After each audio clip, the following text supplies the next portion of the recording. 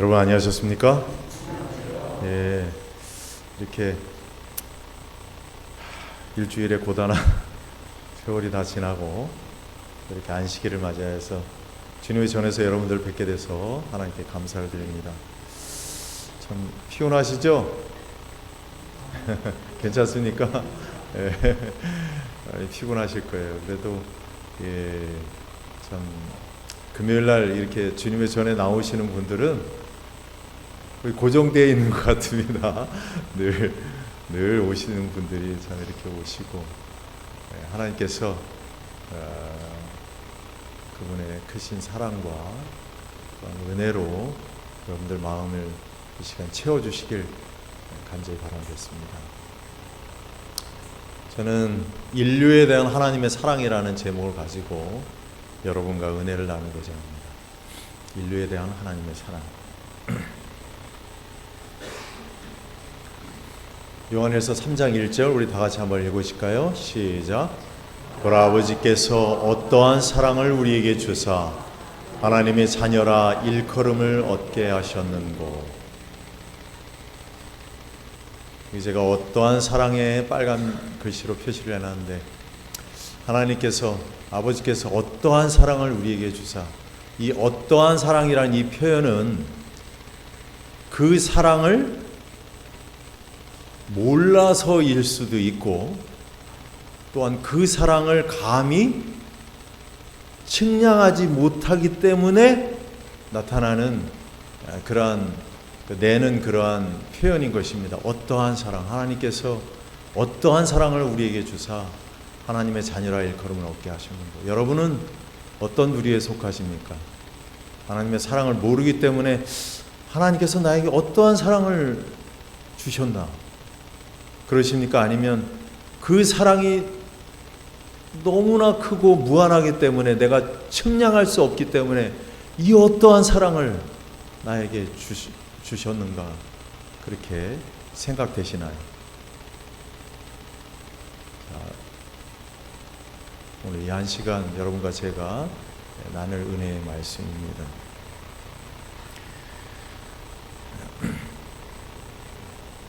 그리스도께서 우리를 위하여 이루신 큰 일을 생각할 때 우리는 보라, 아버지께서 어떠한 사랑을 우리에게 주사 하나님의 자녀라 일컬음을 얻게 하셨는고 라고 부르짖을 수 있게 된다. 그러니까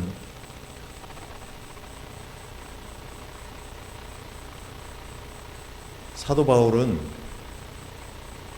요한은 그 하나님의 사랑을 그가 느낌으로 인해서 그 측량할 수 없는 그 사랑의 깊이를 도저히 감당을 할 수 없기 때문에 그는 어떠한 사랑을 우리에게 주사라는 그러한 표현을 썼다는 사실이죠. 그래서 하나님의 사랑을 말씀하기 전에 뜬금없이 여러분 이게 뭡니까? 네? 천체 공부 시간을 잠깐 갖도록 하겠습니다. 이게 뭐예요? 예, 태양계죠, 태양계. 그죠? 이게 태양계입니다. 그죠? 태양을 중심으로 모든 행성들이 이렇게 돌고 있어요. 돌고 있습니다. 자, 여기서 태양은 어떤 것일까요? 태양이 어디 있어요? 네, 이게 태양이에요. 그죠? 제일 큰 덩어리가 태양입니다. 자, 그러면 여기서 지구를 한번 찾아보실까요? 지구가 어디 있습니까? 네? 두 번째 작은 거? 세 번째 작은 거? 지구가 여기 있습니다. 네, 태양에 비해서 너무나 작죠? 네, 이 지구예요. 거의 보이지도 않습니다. 자, 그렇다면 이제 정신을 좀 똑바로 차리시기 바랍니다. 어려운 거 나갑니다. 자, 이 표는 뭐냐면 태양에서부터 행성 간의 거리를 측정한 표예요. 자, 그러면 여기 보시면 태양이 여기 있습니다. Sun이라고 태양이 있어요. 그러면 지구는 어디 있을까요? 여기 있습니다. 지구가 여기 있어요. 근데 지금 지구 옆에 그 Earth라 그랬는데 이게 지구입니다. 그런데 거기에 1AU라고 써 있어요. 네? 태양과 지구 간의 거리를 1AU라는 그 단어를 씁니다. 1AU. 그렇다면 1AU는 태양에서의 지구까지의 거리를 1AU라고 그러는 거예요. 그 1억 5천만 킬로미터예요. 예?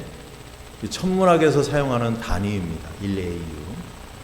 우리 학생들은 좀 알아둘 필요도 있을 것 같아요.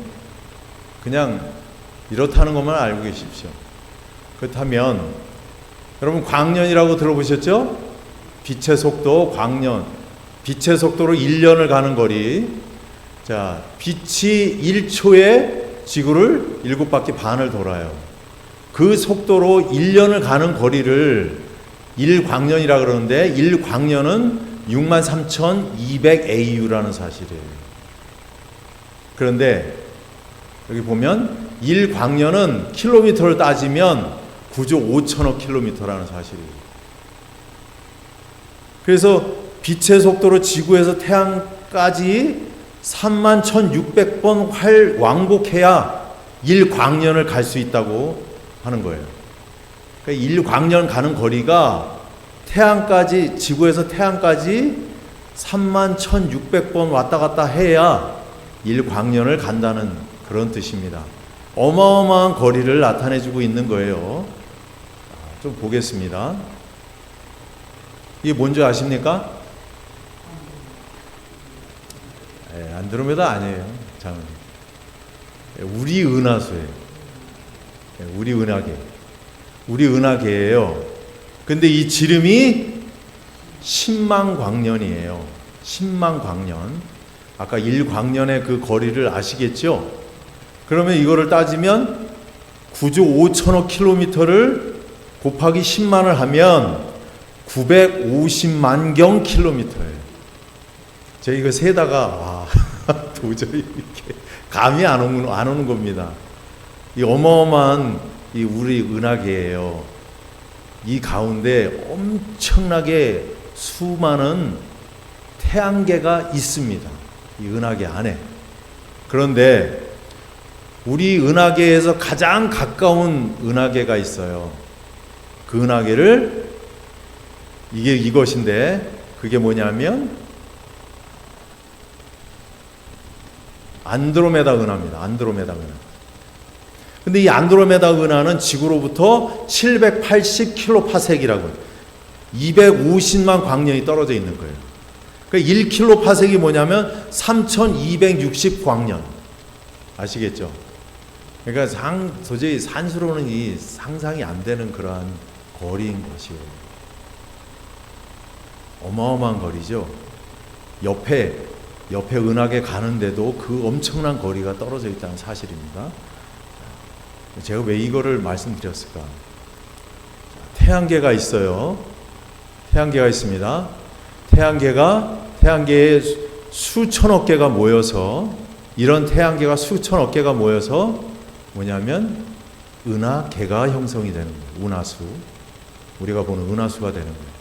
그러면 이 은하수가 수천억 개가 모여서 뭐가 되냐면 소우주가 되는 거예요. 아시겠죠?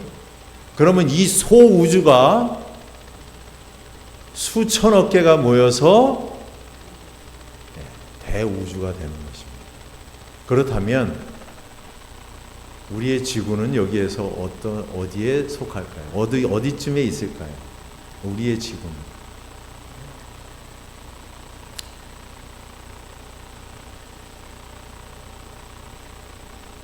예수님께서 다 같이 읽어보실까요? 시편 147편 4절에 있는 말씀 시작. 저가 별의 수요를 계수하시고 저희를 다 이름대로 부르시는도다. 그 수많은 별들의 이름을 가지고 있고 그 별들을 이름대로 부르신다는 사실 하나하나 다. 감히 우리가 하나님을 이름을 부르는 것조차도 사실은 너무나 엄청난 거라는 사실이죠. 제가 오늘 차를 타면서 올라오면서 말씀을 듣는 중에 실무교훈에 있는 말씀이 생각이 납니다. 이 어마어마한 우주의 가운데서 이 지구는 하나의 뭐 같다고요? 네? 원자에 같다. 원자. 네? 먼지는 그나마 큰 거예요. 원자에 가깝다는 거예요. 먼지는 햇빛 속에서 우리 눈은 보이죠?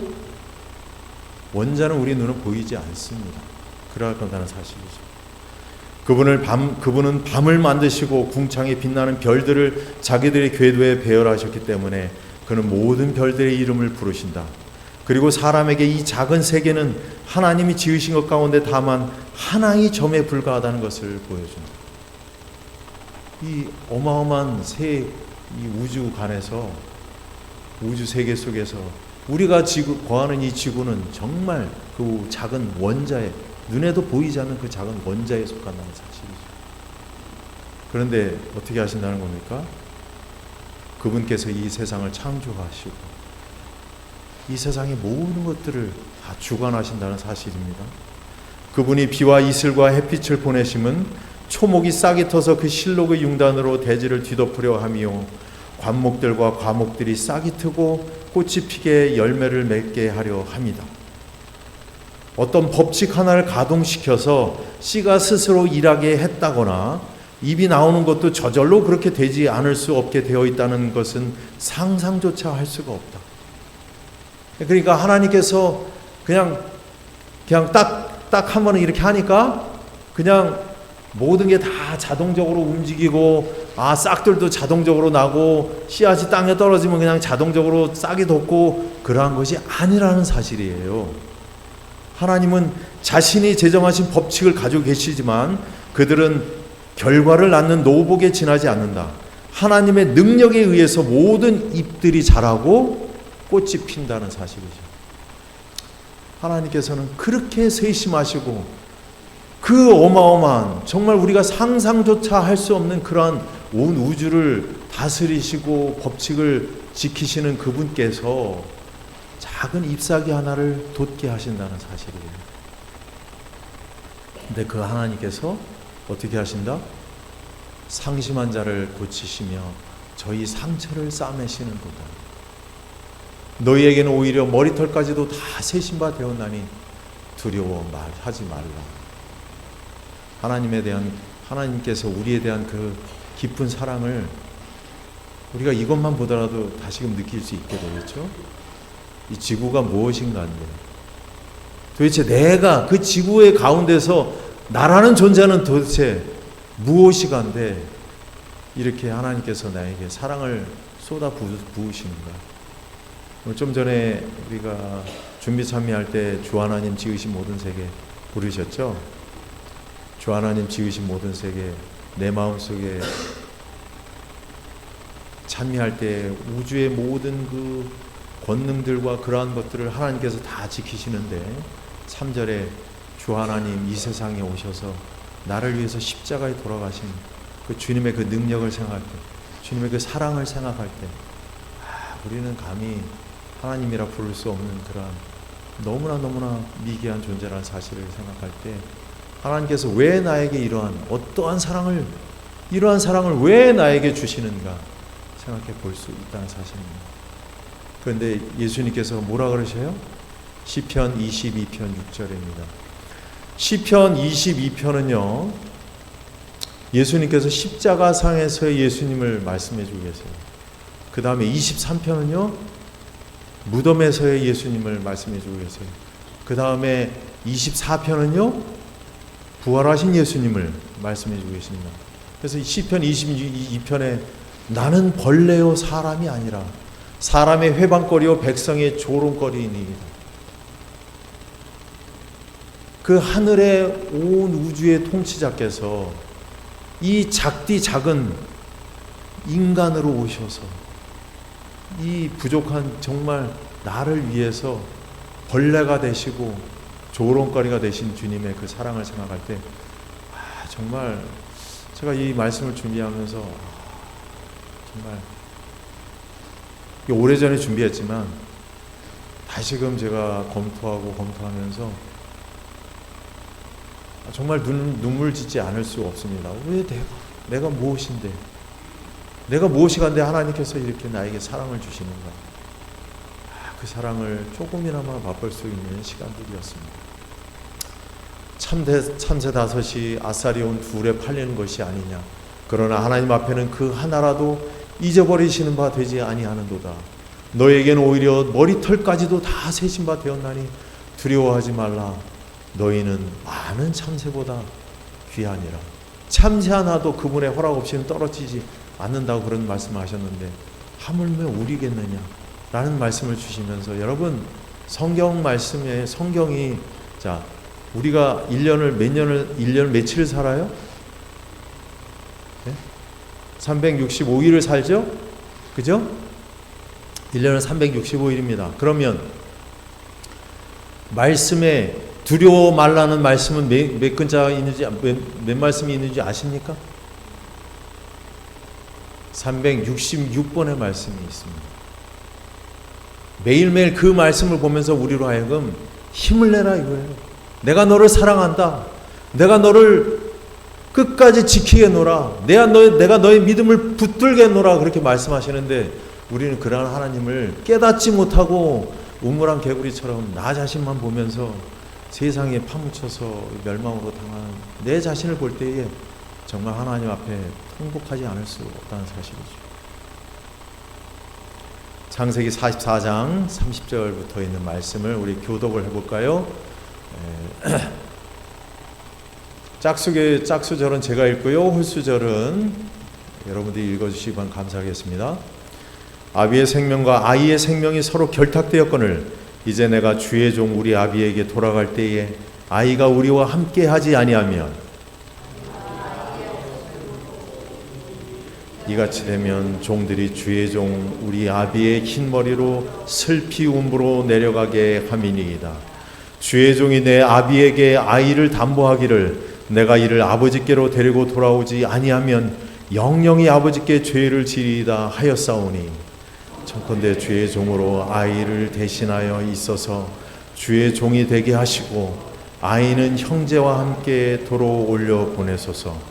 내가 어찌 아이와 함께 하지 아니하고 내 아비에게로 올라갈 수 있으리이까. 두렵건대 제 해가 내 아비에게 미침을 보리이다. 이 내용이 무엇인 내용입니까? 유다가 요셉에게 이제 유다와 그의 형제들이 붙들렸죠. 그 상황에서 이제 요셉이 그들을 시험하고자 핑곗거리를 대어 그들의 꼬투머리를 잡습니다. 그래서 베냐민을 인질로 두결하려고 그렇게 딱 했어요. 그랬을 때에 유다가 한 말입니다. 청컨대 주의 종으로 아이를 대신하여 있어서 주의 종이 되게 하시고 아이는 형제와 함께 도로 올려 보내소서. 그랬습니다. 그 상황입니다. 아비의 생명과 아이의 생명이 결탁되다. 그러니까 아비 야곱의 생명이 이 베냐민의 생명과 결탁되어 있다는 사실이에요. 그거를 얘기해 주고 있습니다. 이 야곱과 베냐민의 생명이 서로 결탁되었음을 말한다. 즉 베냐민을 데리고 가지 않는다면 야곱이 슬픔 속에 죽음에 이른다는 것을 말한다. 자, 이 내용을 따라서 제가 아주 간략하게만 좀 여러분에게 말씀을 드리겠습니다. 여기서 야곱은 하늘 아버지를 뜻해요. 하늘 아버지를 뜻하고요.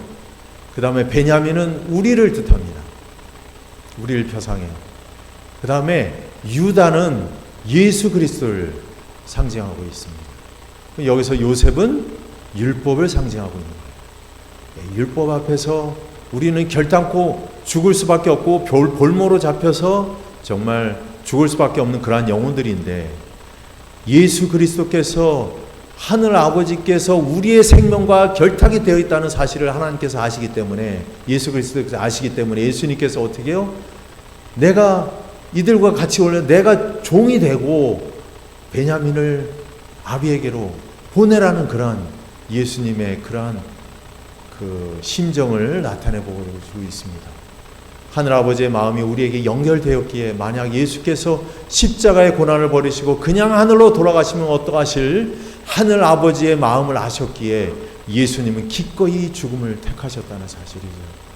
예수님의 그러한 그 넓으신 그분의 마음, 하늘아버지의 그 마음을 헤아릴 줄 아는 그분의 마음이 여기에 잘 나타내주고 있습니다. 창세기, 저는 사실은 유다가 왜 12족속 가운데서 왜 유다에게서, 유다의 자손에게서 예수 그리스도가 나야만 했는지, 태어나야만 했는지, 그것이 사실은 의문이 사실 많았어요. 그런데 이 말씀을 볼 때에 저는 왜 하나님께서 유다를 택하셨는지 알 수가 있습니다. 아이를 대신하여 유다의 자아희생의 정신은 확실히 칭찬할 만하다. 늙은 아비가 슬픔과 고통당하는 것을 막기 위해 부모의 사랑을 더 많이 누려온 형제를 대신하여 자발적으로 노예가 되겠다는 그의 태도는 아무리 높게 평가해도 지나치지 않는다. 유다의 무화적 아량은 전에 있었던 누구의 그것과도 비교할 수 없는 뛰어난 것이었다.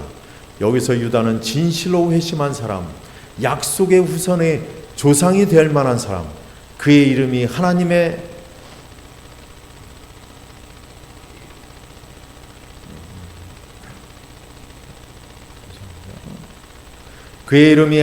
선민을 자칭하기에 합당한 자의 모습으로 나타난다. 그러니까 그는 이 장면을 통해서 메시아의 조상이 될 만한 그러한 합당한 위치와 자격을 갖추었다는 것을 나타내 보여준다는 사실이죠. 화이 추석에 있는 말씀입니다.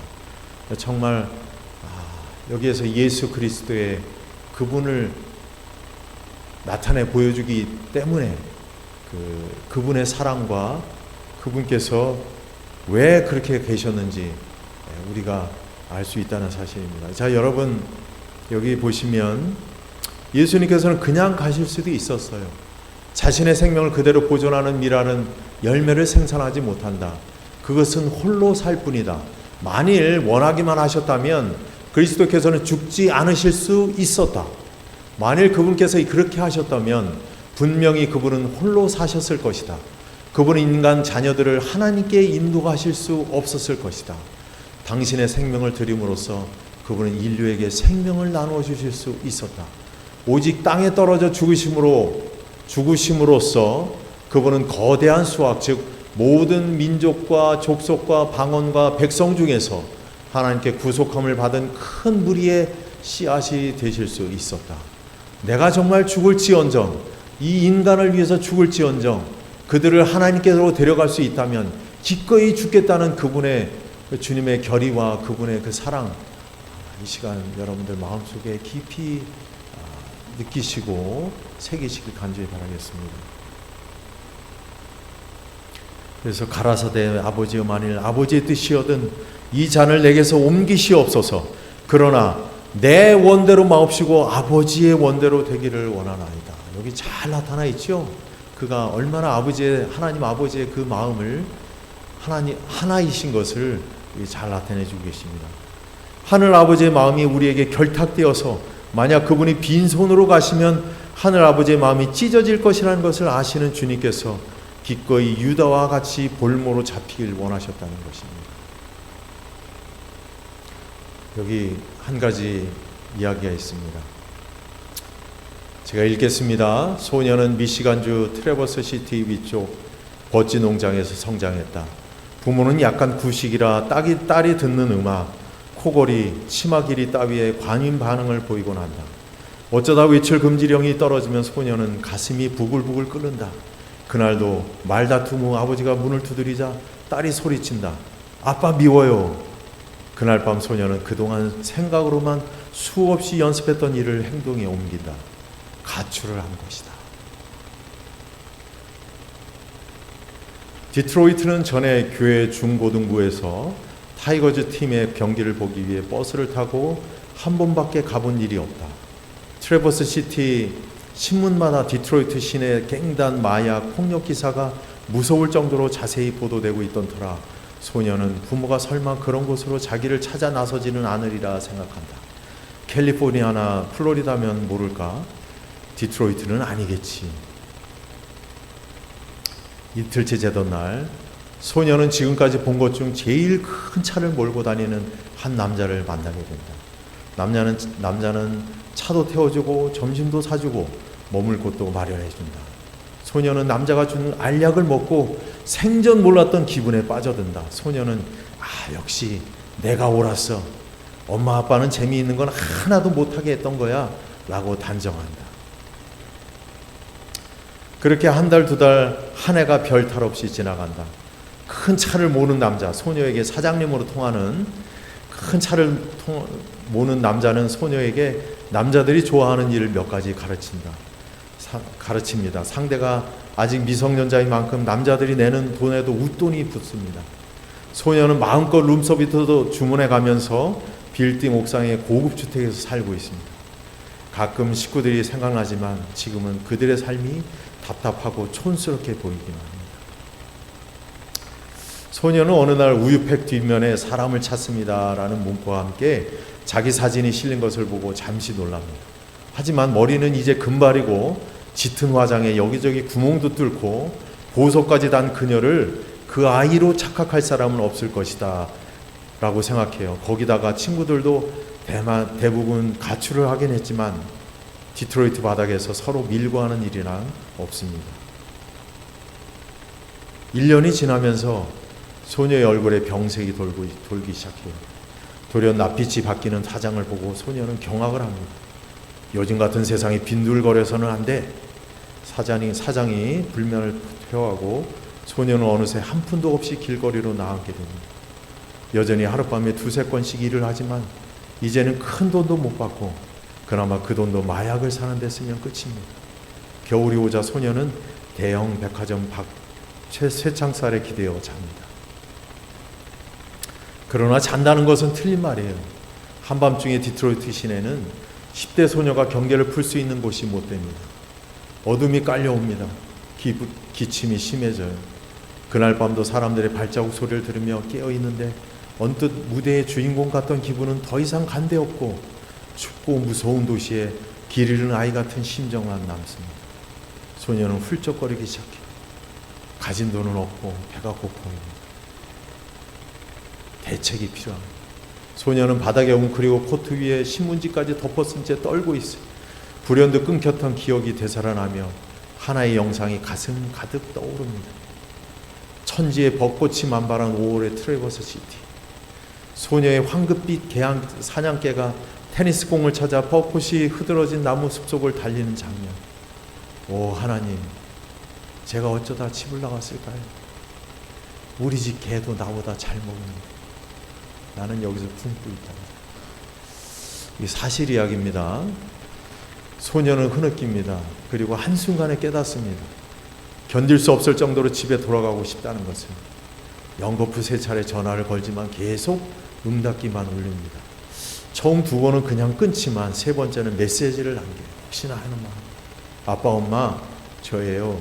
집에 갈지도 몰라요. 집 방향 버스를 타요. 그곳에 가면 자정쯤 될 거예요. 아빠 엄마가 안 나오면 아마 그냥 캐나다까지 가겠죠. 버스가 디트로이트와 트래버스시티 사이의 경유지를 모두 통과하는 데는 7시간이 걸립니다. 그 사이 소녀는 만약 아빠 엄마가 출타 중이시라 메시지를 못 듣는다면 어떡할까? 하루 이틀 더 기다린 후 전화할 걸 그랬나? 설사 집에 계시더라도 딸 하나 오래전에 죽은 셈 치고 단념하신 건 아닐까? 아빠 죄송해요. 잘못했어요. 아빠 잘못이 아니에요. 아빠 용서해 주세요. 연습인데도 목이 잠깁니다. 버스 에어브레이크가 쉿소리를 내며 드디어 터미널 안으로 들어서자 운전사가 쉰 목소리를 안내방송을 합니다. 정차 시간은 15분입니다. 소녀의 인생을 판가를 낼 15분. 소녀는 손거울로 얼굴을 살피고 머리를 매만진 뒤 위아래 위로 립스틱을 지워냅니다. 손가락 끝에 담배 얼룩을 보며 부모님이 자기를 알아볼까 잠시 생각해 봅니다. 물론 나와 계신 경우의 얘기예요. 앞일을 전혀 모른 채 소녀는 터미널로 들어섭니다. 5만 가지 상상을 다 해봤지만 정작 눈앞에 펼쳐진 것은 정말 꿈에도 생각지 못했던 장면이에요. 콘크리트 벽에 플라스틱 의자뿐인 터미널 안에 형제 자매로부터 시작해서 삼촌들, 사촌들, 할머니, 증조 할머니, 이모 할머니까지 무려 40명이나 되는 일가 친척이 다 나와 서 있는 것이에요. 저마다 우스꽝스러운 파티 모자를 쓰고는 요란한 악기를 불면서 터미널 벽은 온통 컴퓨터로 뽑아낸 환영이라는 현수막으로 뒤덮여 있던 것이었습니다. 환영 인파 속에서 아빠가 다가오자 소녀는 녹아내리는 수온처럼 눈물이 아른거리는 눈으로 아빠를 보며 외워둔 말을 시작합니다. 아빠, 죄송해. 아빠가 말을 막습니다. 쉿, 이러고 있을 때가 아니야. 용서를 빌고 있을 시간이 없어. 파티에 늦을라. 집에 잔치가 준비되어 있거든. 자, 여러분이 이 예화를 통해서 어떤 마음이 드십니까? 어떤 마음이 드세요? 이 소녀가 무사히 집으로 돌아온 거? 또 자기가 잘못했다는 걸 아는 거? 저는 오늘 이 시간을 통해서 여러분들에게 그 아버지의 심정을 잠깐 여러분들에게 말씀드리고 싶어서 이 예화를 선택했습니다. 정말 어디서 죽어버려도 모를 수 있는 그러한 아버지를 밉다고 뛰쳐나간 우리와 같은 이 딸을 끝끝내 기다리고 온 우주가 우리를 환영하고 우리를 맞이하러 나오신다는 그 사실, 그리고 어떻게 해요? 우리를 절대로 아빠 죄송해요 하니까 다 용서했다는 그 말씀이 여기에 다 포함되어 있죠. 파티에 늦을라. 집에 잔치가 준비되어 있거든. 너를 너무나 환영한다. 그런 말씀이죠. 그러면서 자연스럽게 여러분들 마음속에 생각나는 말씀이 있죠. 성경 이야기. 다 같이 한번 읽어보실까요? 누가복음 15장에 있는 말씀 시작.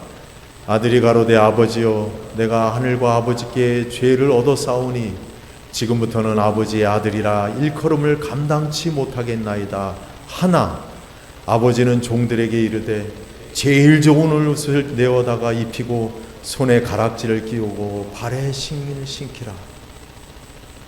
저는 이 아버지의 그 아들을 대하는 태도에서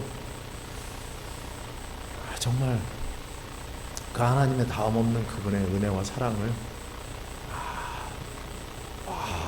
내가 이게 내 마음을 헤아려서 전혀 꾸짖는 내용이 안 나와요. 그죠? 성경 말씀에는 전혀 꾸짖지 않습니다. 그저 그분의 옷으로 내 누더기를 감싸시는 거예요. 여러분 그거 아세요?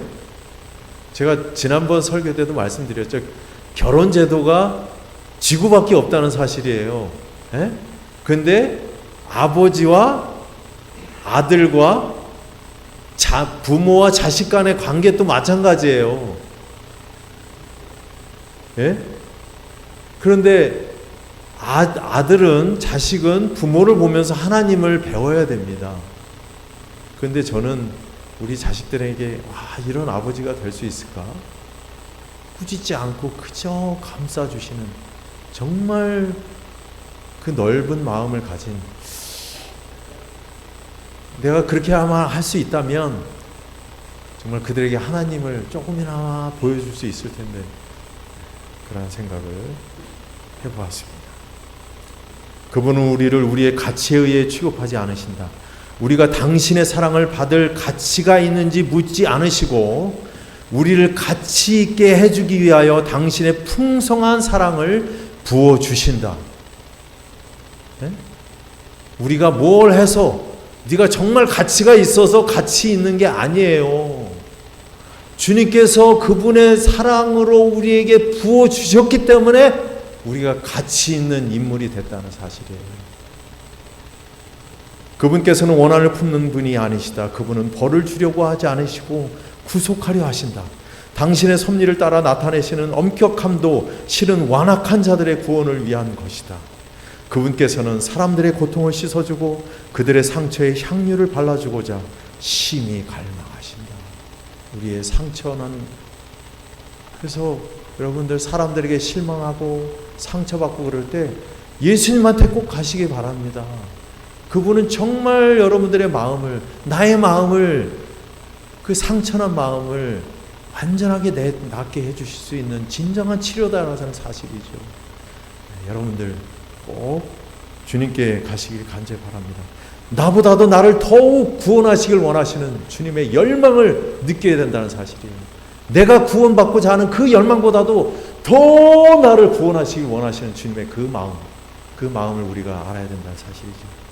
자기 아들을 아끼지 아니하시고 우리 모든 사람을 위하여 내어주신 이가 어찌 그 아들과 함께 모든 것을 우리에게 은사로 주시지 아니하시겠느냐. 여러분들, 가장 우리가 받을 고귀한 은사가 뭔지 아십니까? 고귀한 은사가 뭔지 아세요? 바로 예수 그리스도의 의라는 사실이에요. 그것을 우리가 받을 때에 정말 우리는 다른 사람에게 하나님의 품성을 나타낼 수도 있고 온전히 주님의 사랑을 드러낼 수 있다는 사실을 말씀드리고 싶습니다. 여기 진짜 좋은 말씀이 있는데요. 오로지 불행과 절망만을 가져다 줄 것 같았던 복수의 구름은 십자가에서 비쳐나오는 빛으로 비춰볼 때 다음과 같은 하나님의 글이 거기 기록되어 있음을 드러내준다.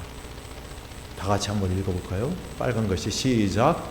살라, 죄인아 살라, 너희 참회하고 믿는 영혼들아 살라, 내가 속전을 지불하였노라. 예수님께서 왜 십자가상에서 심장이 터져서 돌아가셨는지 아세요? 온 우주의 그 어마어마한 통치자께서 정말 벌레 같은 인간이 되셔서 너희를 위해서 내가 이 속전을 베풀고 너희를 위해서 죽어가는데 그 누구도 믿지 않는 거예요. 얼마나 이 통탄을 노리십니까? 그죠? 오로지 주님께 그 위안을 주셨던 사람이 한 명 있어요. 딱 한 명. 누구예요? 십자가상의 강도 한 명만이 그분께 위안을 주셨어요. 그래서 그 너무나 통탄을 그리는 노릇에 주님의 그 심장이 터져서 돌아가셨다는 사실이죠. 여러분, 예수님께서 십자가에 돌아가실 때 많은 대제사장들과 서기관들과 그 가운데 모든 사람들이 예수님을 비난하는 글이 나옵니다. 그와 같이 대제사장들과 서기관들과 장로들도 함께 희롱하여 가로되 저가 남은 구원하였으되 자기는 구원할 수 없도다. 저가 남은 구원하는데 지는 구원할 수 없네. 여러분,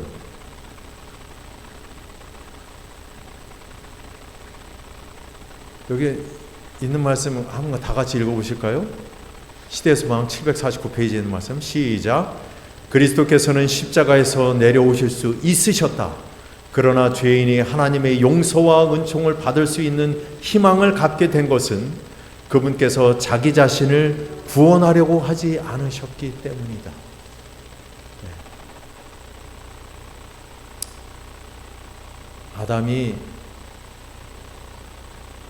아담이 범죄하기 전의 모습을 여러분께 잠깐 소개해 드릴게요. 그 여자는 아담 자신의 한 부분이었다. 그러므로 그는 이별한다는 생각만 해도 견딜 수 없었다. 그는 그 여자와 운명을 같이 하기로 결심하였다. 그 여자가 죽어야 한다면 그도 그 여자와 함께 죽을 것이었다. 아담이 예수님의 마음을 갖고 있었어요. 그런데 그가 범죄하고 난 후에 어떻게 바뀌어요? 저 여자 때문에 내가 선악과를 먹었다고 핑계를 대죠. 여러분, 그러니까 자기는 구원하지 않고 우리를 구원하시려는 그것이 바로 예수님의 사랑이에요. 그러니까 그들이 다시 한번 볼까요? 저가 남은 구원하였을 때 자기는 구원할 수 없도다. 이게 예수님의 마음이에요. 우리는 구원하고 본인은 스스로 멸망당해도 괜찮다는 그분의 마음이라는 것이죠. 예수님의 마음인 것입니다. 여러분, 요한복음 1장에 있는 말씀을 제가 다시 한번 풀이를 좀 해드리겠습니다. 간혹 전에 제가 가끔 말씀드린 적이 있는 것 같은데, 태초에 말씀이 계시니라 이 말씀이 하나님과 함께 계셨으니 이 말씀은 곧 하나님이시니라. 그가 태초에 하나님과 함께 계셨고 만물이 그로 말미암아 지은 바 되었으니 지은 것이 하나도 그가 없이는 된 것이 없느니라. 여기에서 제가 빨간 것이 친 것에 주목하시 바랍니다. 태초의 말씀이, 그 다음에 3절에 만물이 그로 말미암아, 또가 그가 없이는 된 것이 없느니라. 그 말씀이죠. 자, 여기 보시면 태초의 말씀입니다. 이 태초의 말씀은 모든 존재의 제일 원인, 그러니까 지구의 태초가 아니라 어디의 태초요? 우주 창조의 태초라는 말씀이에요. 그 가운데서 예수님께서 계셨다는 것이죠. 그리고 그로 말미암아 창조를 했다는 거예요. 우주도 마찬가지고 지구도 마찬가지예요. 그렇다면은 왜 그러냐? 그 이전에 무엇이 계획됐다는 것이에요? 그렇죠. 구속의 경륜이 수립되었기 때문에 예수님께서 기꺼이 십자가에 돌아가실 거기 딱 완성이 됐기 때문에 하나님께서는 우주를 창조하시고 그 다음에 마지막에 이 지구를 창조하셨다는 사실이죠. 지구가 범죄할 걸 아셨습니까? 아셨죠. 아셨음에도 예수 그리스도의 십자가상의 그 구속이 있기 때문에 하나님께서는 담대하게 지구를 창조하신 겁니다. 그래서 그가 없이는 하나도 된 것이 없어요. 그러니까 창조는, 창세기에 나오는 창조는 재창조의 표상입니다. 아시겠어요? 그건 그냥 창조로만 그냥 보시면 안 돼요. 재창조의 표상으로 보셔야 됩니다. 재창조를 보여주시기 위해서 하나님께서 창세기를 기록하게 하셨다는 사실이에요. 그래서 창조는 말씀으로 이루셨지만 재창조는 예수 그리스도로 말미암아 이루신 거예요. 그러니까는 지구 창조는 재료가 뭐예요? 하나님의 말씀이에요. 그러면은 재창조, 내 마음을 재창조하시는 그 재창조는 뭐라고요? 재료가 예수 그리스도인 거예요. 그렇다는 사실이죠. 그러니까 예수 그리스도의 십자가를 보여주기 위해서 모든 것이 창조되었다는 사실이에요. 제가 잠깐 말씀드리면 아담과 하와가 범죄하고 난 후에 바로 어떤 일이 생겼냐면 그들이 한기를 느낌과 동시에 부끄러움도 느꼈지만 천연계를 읽는 그 눈이 닫혔다 그랬어요. 분명히 영감 기록에 나와 있습니다. 그러니까 그 내용은 뭐냐면 하나님께서 천연계를 창조하셨을 때에 그 천연계를 보면서 하나님의 사랑과 그분의 그 품성에 대해서 그 천연계 속에서 다 나타나 있기 때문에 그거를 배울 수 있었다는 사실이에요. 그런데 그것이 닫힘으로 인해서 천연계를 봐도 그냥 아름답다라고만 생각하고 더 이상 우리가 알아낼 수 있는 게 너무나 한시적이라는 거예요. 그렇다는 사실이죠. 인류가 범죄하고 그분이 십자가의 굴욕을 당하실 줄 알면서도 그분은 왜 창조하셨는가? 사서고생을 왜 하시는가? 이거죠. 배은망덕한 자들을 위해 죽음이라도 불사하는 것이 신의 사랑인 것입니다. 비록 루스벨이라 할지라도 그를 위해서 예수님께서는 죽으실 수 있었다는 사실이에요. 분명히 그를 위한 은혜의 시기가 있었을 것입니다. 만약 루스벨이 회개하고 돌아왔다면 예수님 그를 위해 죄값을 치르셨을 것입니다. 이것이 그분의 사랑인 것이에요. 그렇지만 루스벨은 끝끝내 그를 거절했죠. 하나님이 세상을 이처럼 사랑하사 독생자를 주셨다.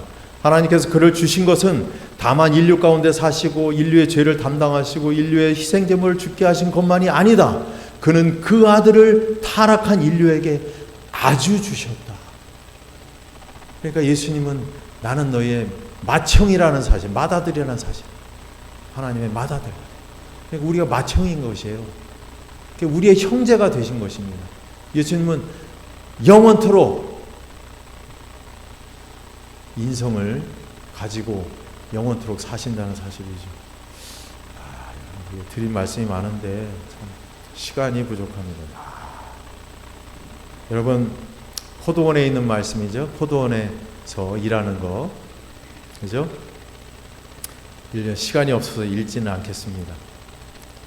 자, 이른 아침 6시, 그 다음에 3시는 9시예요. 6시는 12시고 9시는 15시고 11시는 17시입니다. 17시면 몇 시예요? 오후 5시죠? 오후 5시인데 자, 몇 시에 일을 마쳐요? 오후 6시면 일을 마쳐요. 아니 왜 6시, 1시간 뒤면 일이 끝나는데 왜 포도원 주인은 늦은 시간에 일꾼을 고용했을까? 그 저녁이 다 되도록 여러분 길에서 서성이는 그 사람들은 뭐예요? 분명히 일할 능력도 없는 비리비리한 사람이에요. 좋은 사람들 다 일꾼들 다 빼가고 이제 비리비리한 사람들만 남은 거예요. 아주 약하고 정말 그런데 그 사람들은 왜 서성이고 있어요? 그들의 일한 대가인 돈으로 가져올 양식을 기다리는 가족들이 있기에 차마 집에 가지 못하는 그들의 마음을 아는 포도원 주인의 자비와 사랑을 볼 수가 있는 거예요. 그래서 1시간이라도 일을 시키는 것이 그것은 형식에 불과한 겁니다. 그들의 그 마음을 헤아리기 때문에 그들에게 일을 시켜서라도 조금이라도 일을 시켜서 그냥 하루 품삯을 주시는 거예요. 그 포도원 주인의 사랑을 볼 수가 있습니다.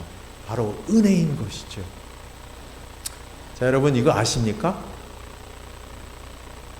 아세요 이거? 예? 네? 중국의 마지막 황제 푸이예요. 예전에 어렸을 때 잠깐 TV에서 한번 본 적이 있는 것 같아요. 우리나라는 부이라고 된 것 같아요. 원래는 푸이, 영어는 푸이라고 하는데 중국의 마지막 황제입니다. 1906년 베이징 자금성에서 태어났어요. 그리고 1908년 청나라의 마지막 황제로서 2살의 나이에 즉위합니다. 그래서 외교로는 그 실세와 권력이 몰락하는 중에 있고 내부로는 태우나 황실 대신들이 실권을 장악하던 시기에 1912년 공식적인 황제 통치가 끝납니다. 그럼 1908년에 즉위했으면 12년이면 4년 동안 황제가 되고 끝나는 거예요. 2살에 즉위해서 얼마나 참 힘들었겠습니까? 그죠? 근데 여기 이런 예화가 있습니다. 한 번은 동생이 황제가 잘못하면 어떻게 되느냐고 묻자 어린 황제는 내가 잘못하면 딴 사람이 벌을 받지라고 말합니다. 시범을 보이려고 단지를 하나를 깨트리자 신하 한 명이 매를 맞는 거예요. 왕이 잘못하니까 어떻게 해요? 신하가 매를 맞는 거예요. 임금이 실수하면 대신 백성이 매를 맞는데 예수님이 이 순서를 뒤집으셨어요. 백성이 잘못하면 임금이 매를 맞는 거예요. 아니요. 임금이 죽음을 당합니다. 참 이게 세상의 이치하고는 완전히 다르죠. 하나님의 방식은 이런 것입니다. 무한하신 그분께서 가능한 최대치만큼의 사랑으로 우리를 사랑하신 것을 한 단어 속에 함축시키셨는데 그것이 바로 은혜인 것입니다. 다시 말해 은혜란 하나님이 나를 위해서 더 이상 할 것이 없음을 말하는 것이에요. 그래서 은혜가 은혜다울 수 있음은 내가 얼마나 은혜를 받을 만한 가치가 없는 존재임을 느낄 그때가 바로 은혜 받을 수 있는 그때라는 사실이에요.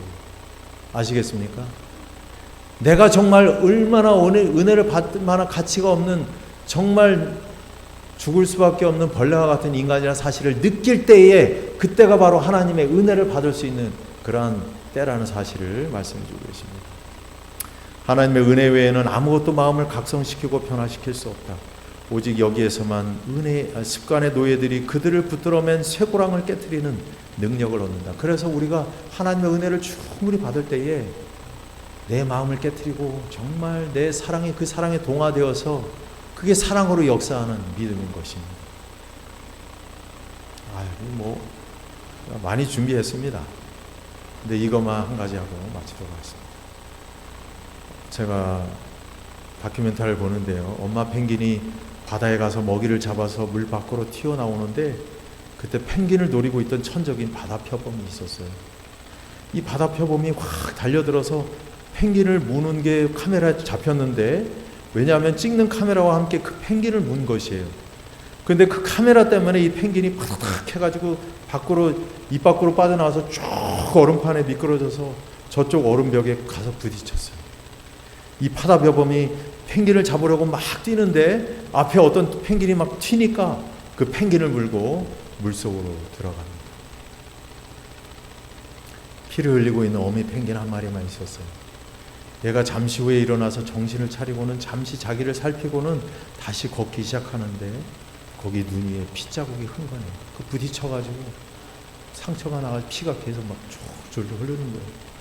근데 그러면 자기를 좀 챙기고 살기 위해서 좀 쉬거나 해야 될 것 같은데 계속 어디론가 걷기 시작해요. 도대체 어디로 가는 것일까? 어미 펭귄이 가는 하얀 눈길 따라서 핏방울들이 뻘겋게 물들였어요. 날이 어두워지기 시작하고 블리자드가 몰아치는데 계속 어디론가 갑니다. 가다가 지치면 배를 대고 발을 밀고 가요. 피가 계속 떨어집니다.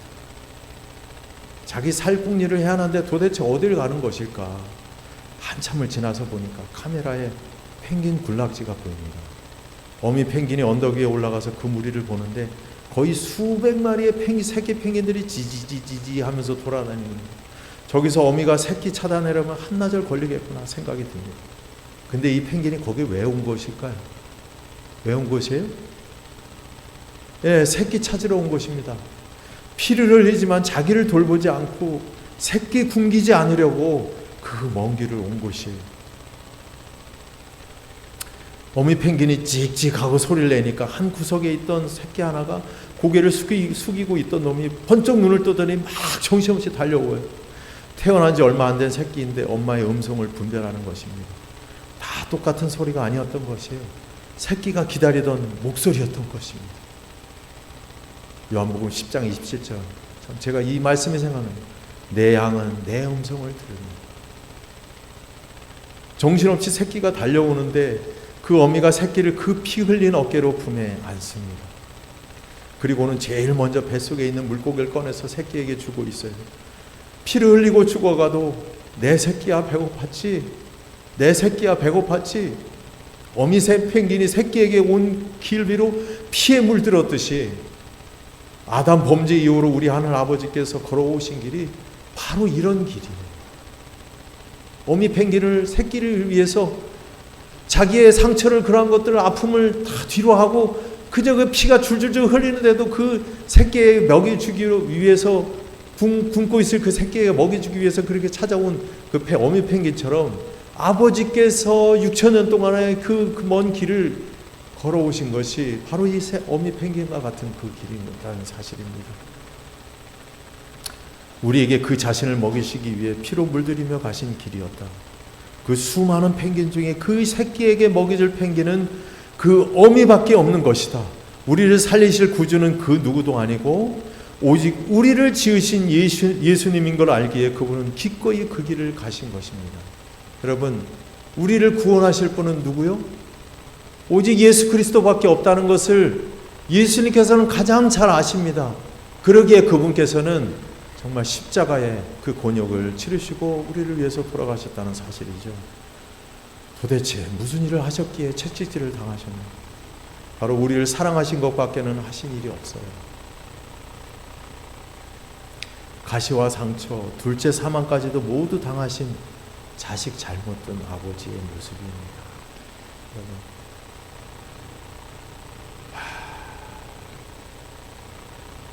넘어가겠습니다. 사랑은 그분께서 마음에서 죄를 제거하실 때 사용하시는 대리인이다.